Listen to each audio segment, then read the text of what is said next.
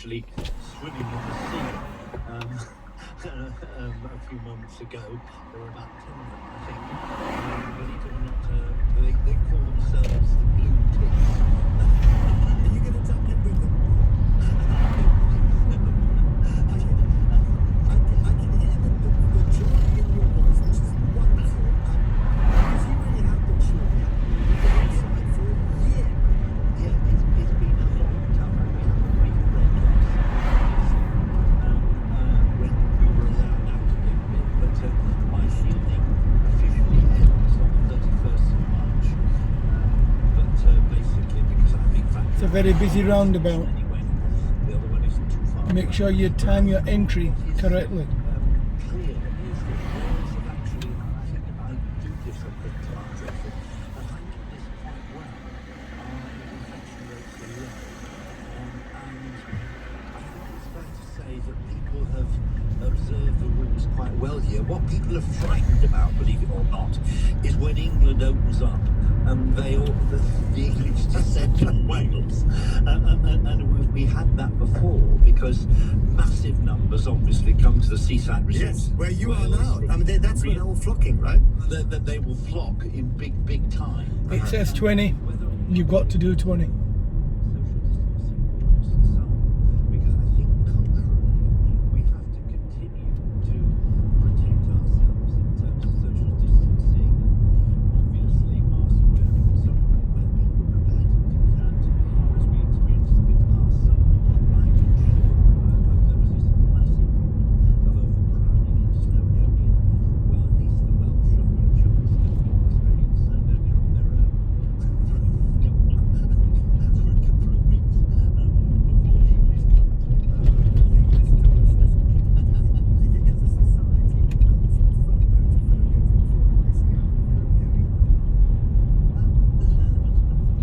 believe it or not, I think my wife sometimes has been a bit fear of going out. And certainly there's a sense of being afraid of going into shops and things and so on still. And I think that may still be around. I think when I talk to older people particularly, they seem very cautious about the restrictions being lifted. And it's fair to say, I think that they probably want some reassurance that it's safe, inverted commas, before they actually do go out. And it's interesting, I mean, some of the National Trust properties in Wales are opening next week on Monday. Places like Bodland Gardens and Penryn Castle and Llanllwyd, that they are opening up, but they are only doing it on a time basis with a very low number of people being allowed in during the day. No cafes. I'm going to turn right at the traffic lights. And there is a very clear demand that you socially distance, even if you are going into the open air in a garden of that kind. Now, when there's that sort of restriction, it's very easy for people to suddenly say, oh, it's all right today, as it wasn't yesterday. I wonder, I mean, if you're looking at the people down the street, are any of them wearing masks? Are they being cautious? Or is it basically caution to the wind? No, I think people are socially distanced. Where them cars are going now.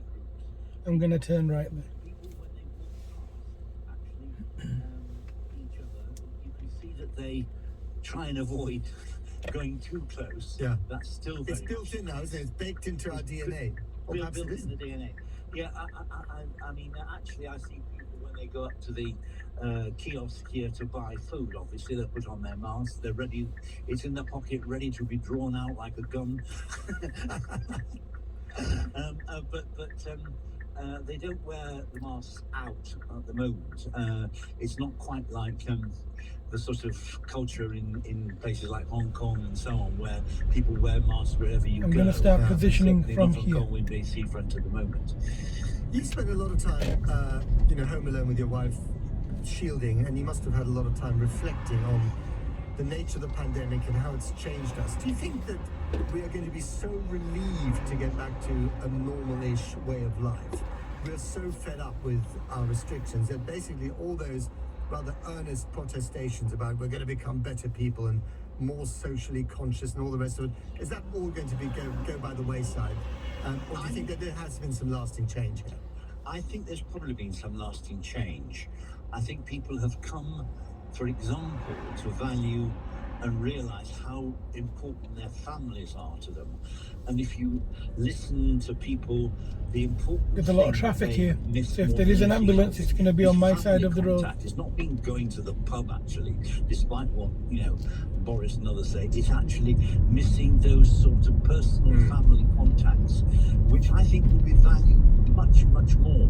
And I expect to see, and it's interesting, I'm just reading the paper now, I think in The Guardian today, massive rises in sales of pizza ovens, barbecues and so on. And I suspect we're going to see a considerable growth of much more activity in the back garden rather than elsewhere in clubs and pubs.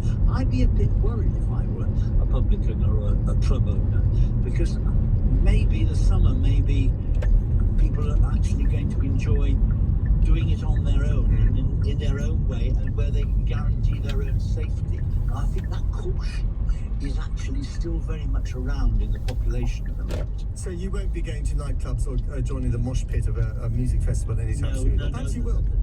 The most I would manage is Chester Cathedral on Easter Sunday, where they're allowing 100 in a building that seats 800. Okay. Bishop Stephen Lowe, thank you very much, and congratulations on your breakout to freedom. Cautious though it may be. Thank you very much again for coming on the program. Bishop Stephen Lowe, their former advisor to the Archbishop of Canterbury, today on the seafront in Colwyn Bay. And next we speak to the nephew of Alan Turing to reflect on his uncle's life and legacy. I'm Matt Fry. This is LBC. The time is 11:49. Weekends at LBC with Andrew Castle. Sir Christopher Chope is with the Conservative MP for Christchurch. You must have voted in the police crime sentencing in courts bill. I supported that bill. Well, doesn't that seek to crack down on protests if they're a nuisance or noisy or otherwise annoying? It does seek to crack down on them, but what it doesn't do is actually have an outright ban on them. Well, we can't have a show of jazz hands in a protest. That's not going to happen. Andrew Castle, tomorrow morning from 7, LBC. Jamal Khashoggi, prominent Saudi journalist, has gone missing after visiting his country's consulate in Istanbul. From the Oscar-winning director of Icarus comes the explosive BAFTA-nominated documentary The king firmly denies any knowledge of it. about the crime that shook the world. Saudi Arabia now suddenly is admitting that Khashoggi did die inside that building.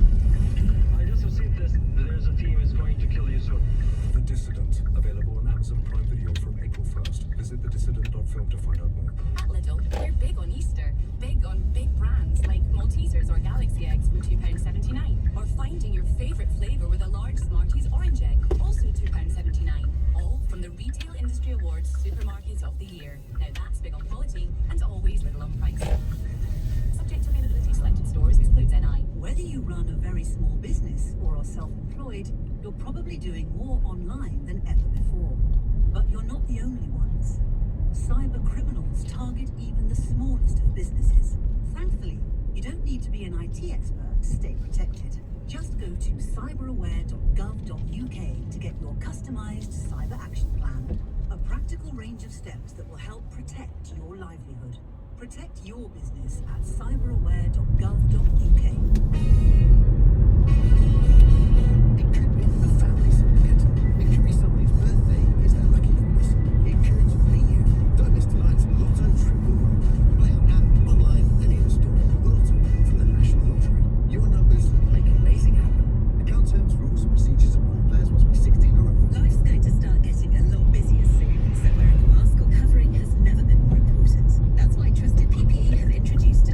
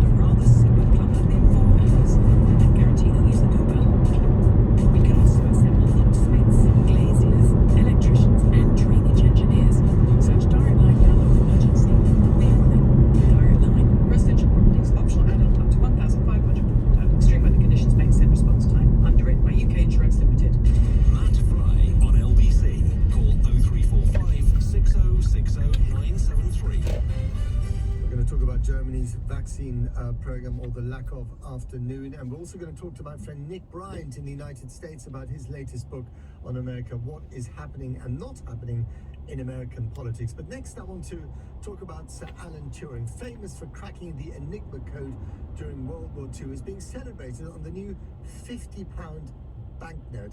This is what the Bank of England Governor Andrew Bailey had to say about it. Of course, the thing that Turing's best known for is his work in the Second World War and the Enigma code cracking and the so-called British bomb machine, and you've got the code from that. So it's really packed in a very nice design. Yeah, the huge contribution that Turing made. It's an important statement on diversity. He was a gay man, treated appallingly at this time when it was illegal. And I think it is a very strong statement on diversity. Alan Turing is an important figure, is a massively important figure in science and mathematics, and it's very important also for the university as a gay man. Well, of course, the tragedy was that he took his own life, and it is a very, very sad backstory to what was a remarkable life and remarkable achievements. Now, Sir Turing is the author of X, Y, and Z, the real story of how Enigma was broken, and has a new book out soon called Reflections of Alan Turing, a relative story. Relative being the operative word because, as you may have guessed, he shares the same surname because he's the nephew of Alan Turing. Good morning, Sir Dermot. Morning. Good to speak to you. So, what, to those of our listeners who don't know enough about Alan Turing, what are the three most essential things they need to know about him? Well, the governor obviously mentioned the code breaking in World War II. Make sure you're within your lane. That people who've heard of Alan Turing are very familiar with that whole side. And make sure you turn your entry onto it roundabout. I'm actually quite delighted Position that correctly. the iconography on the £50 note, which the governor didn't actually mention, includes a whole bunch of his other achievements, particularly as the founder of computer science and Speed limit's artificial changed. intelligence. Adaptive speed. The other thing which I think is quite remarkable, very, very few people know about this, is that towards the end of his life he was working on some really quite extraordinary stuff that's visually very appealing.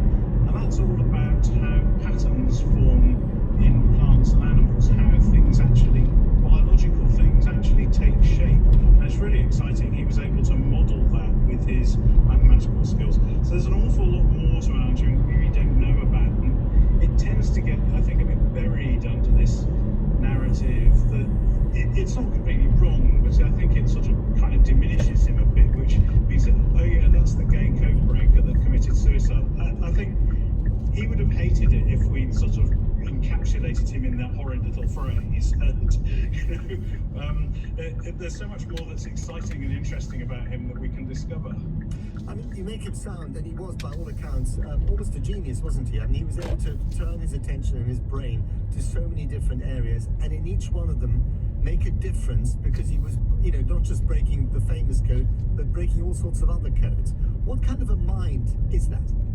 Yeah, I think that's a very good question, Matt, and I've sort of wondered about it on and off for many years. But because, frankly, when you are related to somebody and you share the surname, then you tend to think, well, I do really rather ordinary things. And my father, who was Alan Turing's brother, I great amount of respect for him, and he achieved things in his own field. But I don't think any of us would have described ourselves as geniuses. It would be a bit arrogant and presumptuous to do so. But yet we've got genes in common. So what is it that made him different? And I think that when I looked into Alan Turing's background, I find that the ideas didn't just come out of sort of thin air. They didn't descend on him from the ether.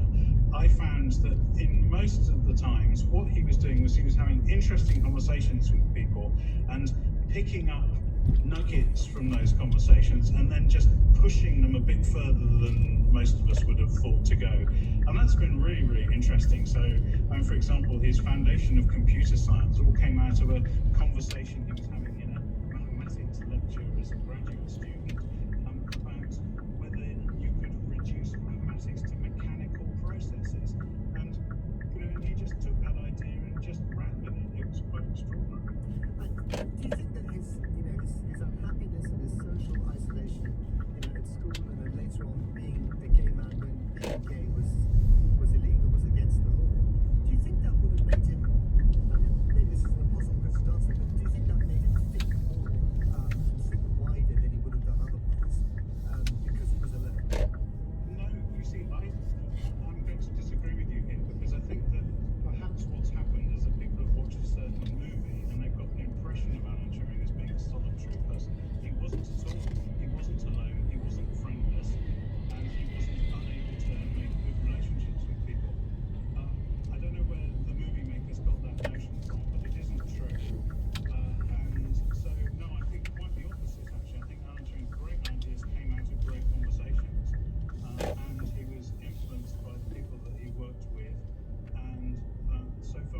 solitary genius who produced amazing ideas because he was sort of locked up in some cupboard somewhere. It's just not right. I think actually what we can get at about Turing's life story is something that actually ordinary people just pushing their own ideas a little bit further can seem to be extraordinary. I think that's a really important, powerful message, which I think the governor was trying to get across when he was at university.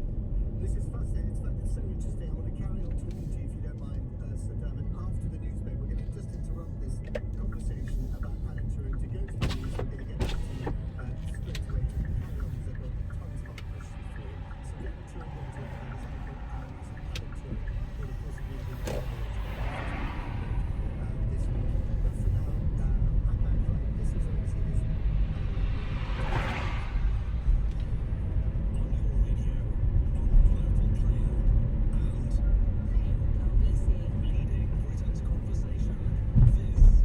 Speed limit is 20, not 30. There you are, you can see it on the left.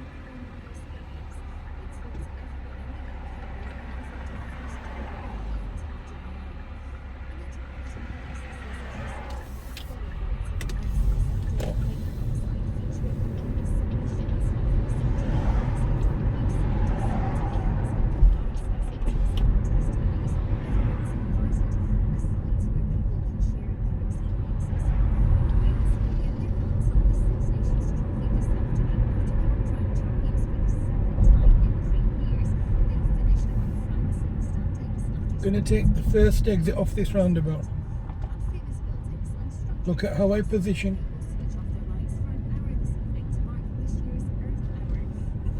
This is the first exit, where this jogger's about to cross.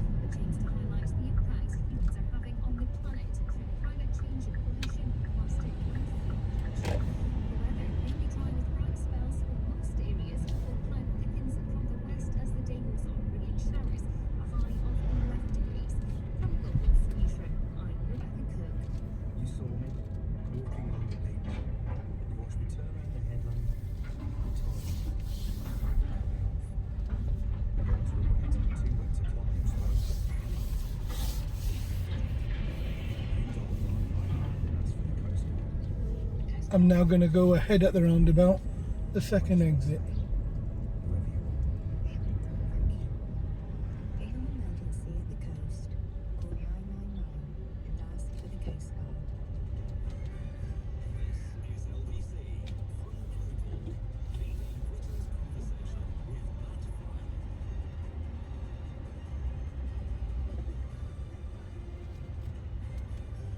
We're going to be talking about Germany a little bit later in the program. We'll be live in the United States with Nick Bryant talking about his new book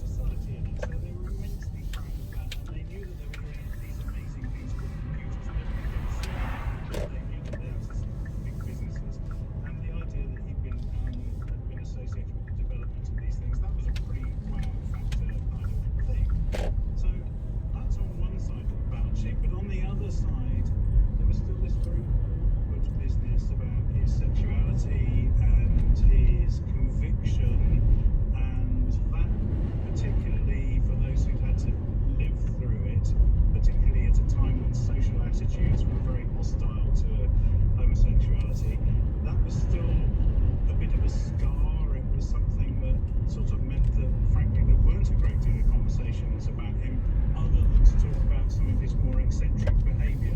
And I think that my sense is that sort of built up a rather weird picture of Alan Turing as somebody who was a bit socially dysfunctional and perhaps not completely fair to the true man.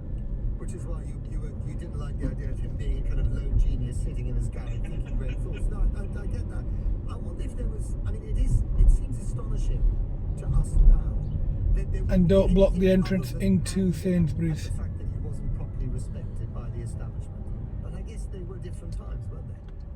Well, they were, and Sainsbury's, home base, etc., etc. This is sounding like sort of bleating about the world being not the way I would like it to be, but we have a little bit of a narrative that Alan Turing was a victim of hostile sort of state treatment, and I think we should remember that he was just one of the several 2 sets of traffic lights here when you're turning right, gay men who were prosecuted in the 1950s. and they're both delayed, so they're timed.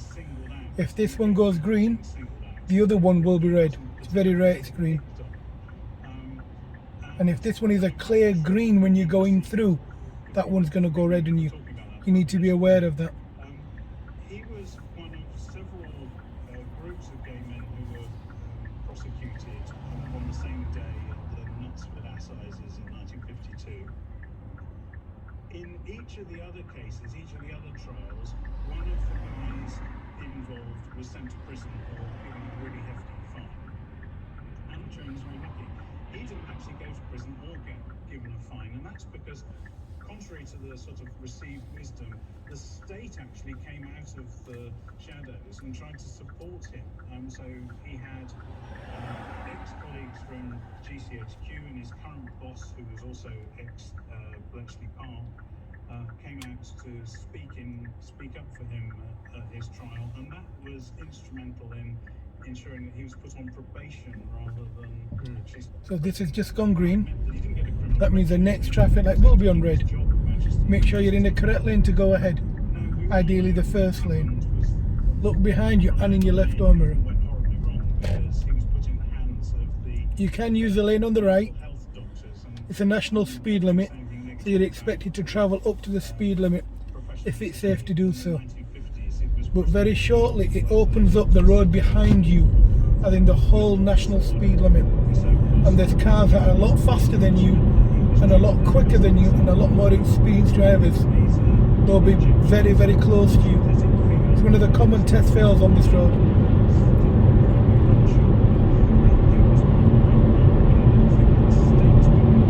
I mean, I'm doing just short of 70 miles an hour, and the BMW in front of me, it's travelling at a very comfortable pace.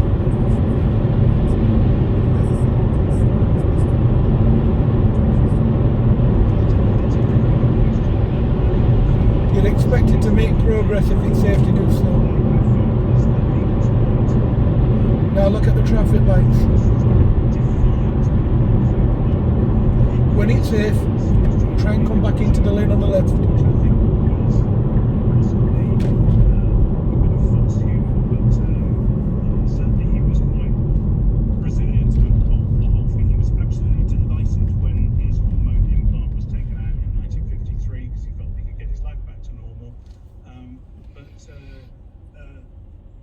Yes, I mean it's a very good question, and it's one of the things, particularly is at that time he was working on biological research. You would have expected him to be quite inquisitive about, but there's nothing in the correspondence that sort of indicates that he was asking that question. As you said, yeah, he was both a scientist and a lab rat at the same time, which must have felt him, which is just amazing. I just wondered if you could show me what do you think he would have made now about the development of artificial intelligence? Do you think he would have seen it as a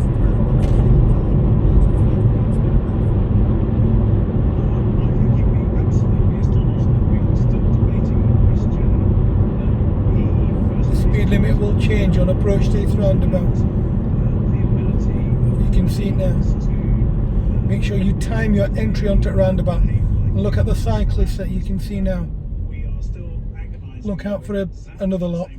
The cyclists, I obviously. find it very threatening to suggest, for anybody to suggest that a machine could Maintain your lane as you're coming off. Anyway, I mean, that's why the movie was completely typical game. That's why Alan Turing was famous for sort of having invented this thing called the Turing test, which is whether a computer could imitate a human to a degree where a human couldn't actually tell the difference. And we're still worried about that. And that's absolutely fascinating that really the needle hasn't shifted on that particular debate since it was relatively awful those years ago. I wonder if you also like the idea of computing and artificial intelligence because it was devoid of the kind of negative, vindictive emotion. These lanes will merge after the traffic lights. Be aware of that. That's a good question as well. They had a series of debates on something that was called They'll be merging around here. The light's gone amber. in the 1950s about this kind of thing, and people were very upset at the idea that humans could even It's a learner car. weighed up and compared with Now the speed limit has changed. things like the ability to enjoy strawberries and cream, or indeed, as one of the participants in one of these panel debates, You'll need to adapt your speed accordingly. how could a machine be charmed by sex? So I'm afraid that the thing all came back to sex one way or another. Even when you were trying to talk about artificial intelligence, it was very, very extraordinary. But as I said, I think we're still having that argument today. We are indeed. I mean, I just wonder what he would make of other big issues today. How would we have dealt with the pandemic? How would he deal with the challenge of climate change, for instance? Well, I think these are big problems in mathematical modelling, and I think he would have been fascinated by them. I'm sure that he would have had some slightly off-the-wall ideas about how one could approach the mathematics of these problems. I think he would probably be quite vocal about the statistics that we hear about the coronavirus all the time. And I'm sure he would have had an opinion. I just can't tell you what it would have been. If you were the learner car in front, I'm afraid you would have forfeited your driving test. We talked a lot about the curriculum and Quite obvious why. a lot of kind of political rhetoric about creating the next generation of Einsteins and Mozarts and so on. Do you think that because he, of course, correct me if I'm wrong, but as far as I understand, when he was at Sherman School in Dorset, boarding school, he went kind of off curriculum, did his own thing. He wanted to delve into kind of higher maths and slightly more by the stuff that he was being taught. What is the right way of teaching minds to think differently and originally? And are we anywhere near that point? So I'm glad you asked this, because I think that putting Alan Turing on the £50 note gives us an opportunity to sit and have a new think. And now you'd need to find a safe place to pull in once you finish your driving test, close to the test centre, somewhere after the fish and chip sign. But I think what people should perhaps do is turn the spotlight around, and instead of Where that red for sale sign is. There's a car coming down, so I'm going to slow down because he's not slowing down. Oh, he has done.